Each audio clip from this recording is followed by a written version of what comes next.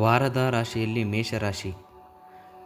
ಮೇಷರಾಶಿಯು ನಿಮ್ಮ ಚಂದ್ರನ ರಾಶಿಗೆ ಸಂಬಂಧಿಸಿದಂತೆ ಗುರು 3ನೇ ಮನೆಯಲ್ಲಿ ಇರುವುದರಿಂದ ಈ ವಾರ ಕೇವಲ ಕಾರಣಗಳಿಂದ ನಿಮ್ಮ ಹಠಾತ್ ಪಯಣವು ನಿಮ್ಮ ತುಂಬ ಬಳಲಿಲವಾಗಿರಿದೆ ಎಂದು ಸಾಬೀತುಪಡಿಸುತ್ತಾ ಅತ್ಯಂತ ಪರಿಸ್ಥಿತಿಯಲ್ಲಿ ಸಾಧ್ಯವಾದರೆ ಈ ಪಯಣವನ್ನು ನಂತರ ಮುಂದೂಡುವುದು ಉತ್ತಮ. ಚಂದ್ರ ರಾಶಿಗೆ ಸಂಬಂಧಿಸಿದಂತೆ ರಾಹು 11ನೆಯ ಮನೆಯಲ್ಲಿ ಇರುವುದರಿಂದ ಆರ್ಥಿಕ ಜೀವನದಲ್ಲಿ ಈ ವಾರ ಆಕರ್ಷಕವಾದ ಹೊಸ ಸನ್ನಿವೇಶಗಳು ಕಾಣುವಿರಿ. ಇದು ನಿಮ್ಮ ಉತ್ತಮ ಮಟ್ಟದಲ್ಲಿ ಹಣಕಾಸಿನ ಪ್ರಯೋಜನಗಳನ್ನು ತರುವುದಿಲ್ಲ. ನಿಮ್ಮ ಹಣಕಾಸಿನ ಸ್ಥಿತಿಯನ್ನು ಮೊದಲಿಗಿಂತ ನಿಮಗೆ ಹೆಚ್ಚು ಬಲಶಾಲಿಯಾಗಿರುವುದನ್ನು ಸಹ ಕಾಣಲುತ್ತದೆ. ಮನೆಯ ವಾತಾವರಣ ಉತ್ತಮವಾಗಿರುತ್ತದೆ.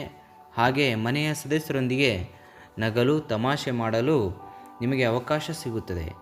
ಈ ಸಮಯದಲ್ಲಿ ನಿಮ್ಮ ಮನೆಯ ಕಿರಿಯ ಸದಸ್ಯರು ಅಧ್ಯಯನದಲ್ಲಿ ಸಹಾಯ ಮಾಡುತ್ತಾರೆ.